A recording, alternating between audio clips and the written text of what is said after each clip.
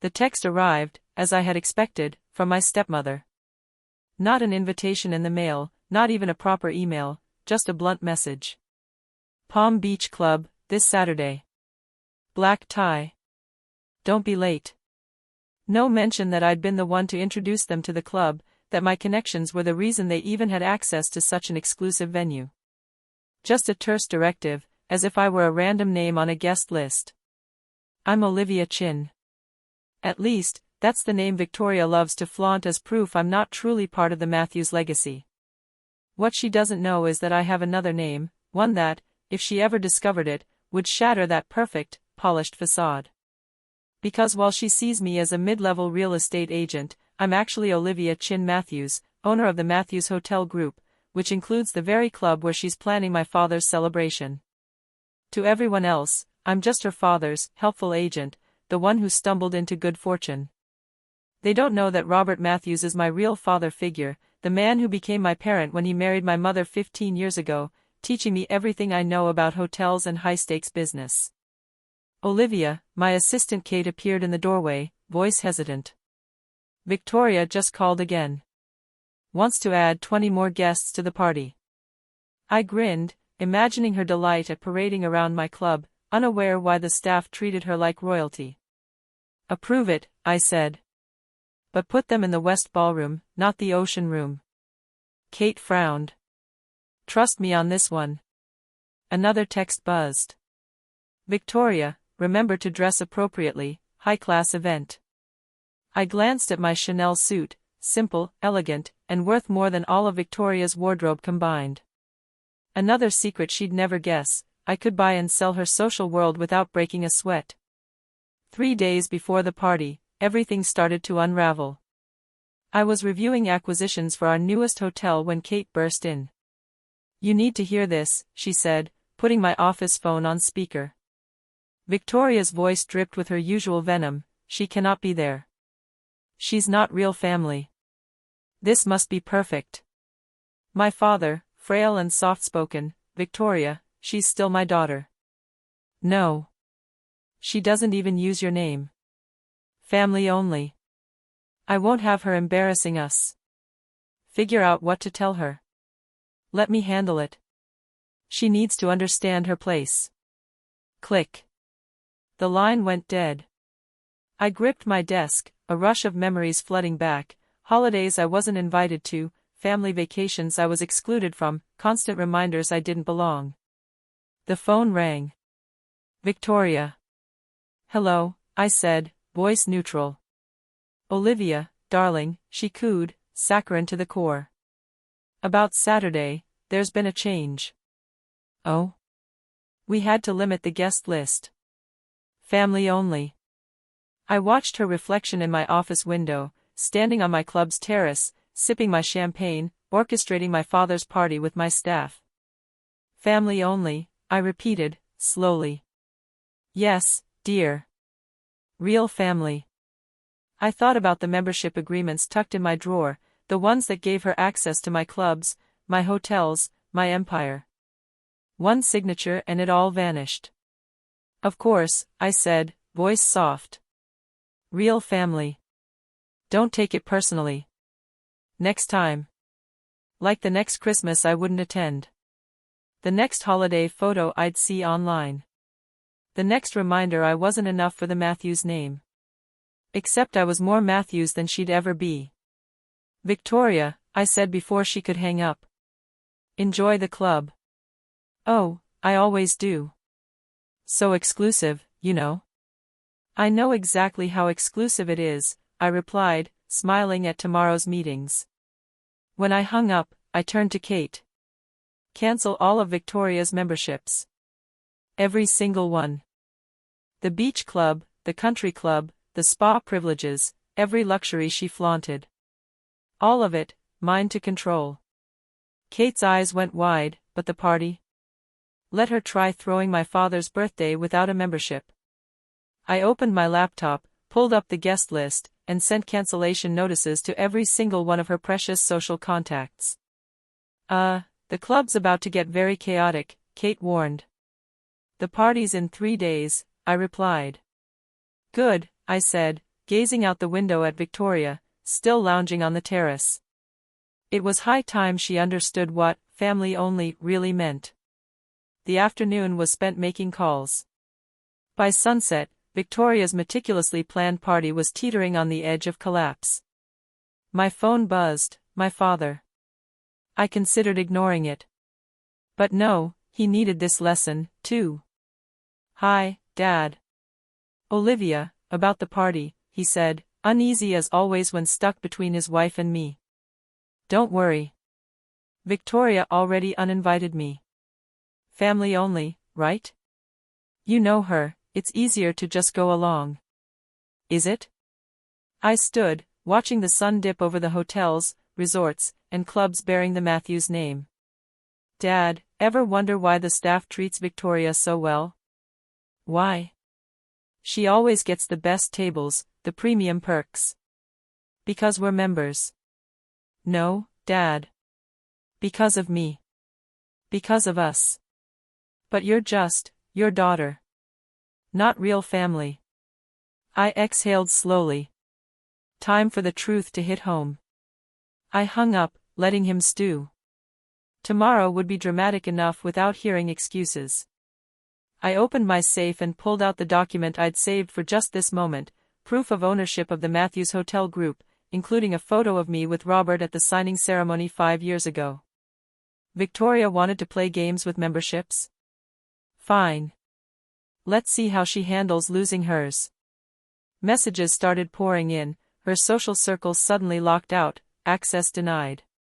Tomorrow, she would discover her social empire rested on my property, and excluding me from my father's party would be the biggest blunder of her life. The morning of the party arrived, crisp and bright. I sat in my private office at the Palm Beach Club, eyes on the security feeds as the drama began. Victoria appeared early, designer bag in hand, prepared to supervise her perfect party. But when she tried to scan her membership card, the first cracks appeared. "I'm sorry, Mrs. Matthews," the front desk manager said. "There's an issue with your membership." "What?" Victoria's voice rang through the speaker. "This must be a mistake. I'm Victoria Matthews." "Yes, ma'am. But your membership was terminated yesterday." Her perfectly polished expression twisted into confusion. "That's impossible." "Check again." "I have, ma'am. The termination came directly from ownership. All privileges have been revoked." "Do you know who I am?" she barked. "We're hosting an event tonight. A very important event." The manager swiped his tablet. "I'm afraid the event has been cancelled." "Cancelled?" she shrieked. "This cannot happen. 60 guests.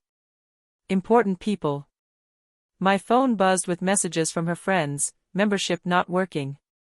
"What's happening at the club? All memberships revoked?" I smiled. Every social connection she had built, centered entirely on my club, was crumbling. "Call Robert Matthews. He's friends with the owner," she demanded. A calm, new voice interrupted, "I am the owner." Victoria spun toward the elevator as I stepped out. Her eyes widened. "Olivia, what are you doing here?" "Overseeing my property," she stammered. I smiled faintly. "Is there a problem, your property?" "Don't be absurd. This club belongs to the Matthews Hotel Group." "Yes," I said, holding up my CEO badge. "And so do I." Her face drained of color. "That's impossible." "No." "Shall we discuss what is possible?" I asked. "Like how you've been using my hotels, my clubs, my properties to climb socially, or how you just uninvited me from my father's birthday at my own venue?" "You're afraid to believe it. Robert Matthews owns this place." "Robert Matthews was my stepfather," I said softly, "my real stepfather, the one who had treated me like family when he married my mother, who taught me the business, who made me his heir, who gave me his name in every professional sense." Victoria stumbled back, clutching the reception desk for balance. "But, you're just a real estate agent." "A convenient cover," I allowed. Something to explain why I was always around hotels and properties.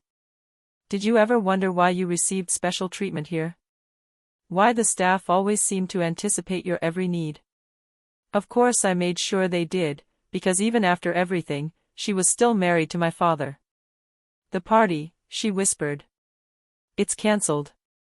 Correct, I confirmed. Along with your membership and the memberships of everyone in your social circle. Looks like this club is becoming more exclusive. Family only. You can't do this, she shrieked. It's my husband's birthday. Yes, it is, I said, turning to the manager. Please escort Mrs. Matthews off the premises. She's no longer welcome here. Wait. Victoria grabbed my arm. Please. Everyone's coming. I'll be humiliated. Like I'd been humiliated every time she excluded me. Every time she reminded me I wasn't real family. I'll let you attend the party, she pleaded. You can come. I laughed quietly. The party isn't happening, Victoria. Not here. Not anywhere in the Matthews Hotel group. Her face fell as the realization hit, her social circle, her status as a Matthews, the prestige she had flaunted, all built on my properties. Gone. Your father will never forgive you, she threatened. Right on cue, the front doors opened. My father entered, his face pale. Is it true? He asked, glancing between us. Olivia, are you really the owner? Yes. I met his eyes steadily. Surprise, Dad. Turns out I've made something of myself, even without being real family. Why didn't you tell me? Would it have mattered? Would you have stood up to her? I gestured at Victoria. Would you have insisted I be included in family events? Or would you have stayed silent, like always, while she pushed me aside? He had no answer. He never did. Security will see you both out, I said, turning away. Oh, and Victoria, the country club, spa privileges, premium services at every Matthews property? Gone. Permanently. But, where will I go? She whispered. Everyone important belongs to these clubs. Exactly, I said, smiling. Everyone who matters. Consider this a lesson in what family only truly means. I watched them leave, Victoria in tears, my father finally showing a sliver of backbone by not rescuing her. As they reached the doors, I called out one last time. Victoria. She turned, mascara streaked across her cheeks. Happy birthday, Dad. The doors closed. Within hours, social media erupted, Victoria Matthews, self-proclaimed social queen, exposed as nothing more than a guest in her stepdaughter's empire. Years of cultivated connections, erased in a single morning. My phone buzzed. Messages from my real family, my mother and Robert, checking if I was okay. The people who truly acted like family, who supported and guided me, the ones who helped me build something remarkable. I typed a quick response, then turned back to my empire, the one Victoria had flaunted as if it were hers, the one my father had never noticed I'd been creating. The next day, a small package arrived at her home, a framed photo of me with Robert at the signing ceremony where I became CEO, and a note. Family isn't about names or invitations. It's about who shows up, who supports you, who believes in you. Maybe now you understand. And don't try other clubs in town, I own them too. Sometimes the best revenge isn't proving what you've become, it's showing exactly what they lost by underestimating you. And Victoria? She learned the hard way that social status is only as strong as the person providing it. Especially when that person is the stepdaughter she never thought worthy of being real family.